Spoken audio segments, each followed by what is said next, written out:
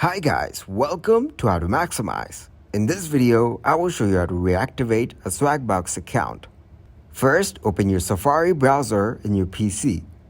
Now search for Swagbucks Contact. Here, click on Submit a Request. After that, click on Contact Us. Now click on Account Help. Enter your email address. Then enter your subject as Reactivate. Select your question from here.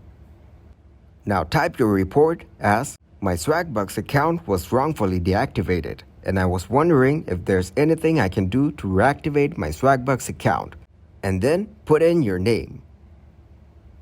From here, you can attach any screenshot or picture related to the problem. After that, click on Submit. Swagbucks will soon resolve your problem. Thanks for watching, and please leave a like, subscribe, and share.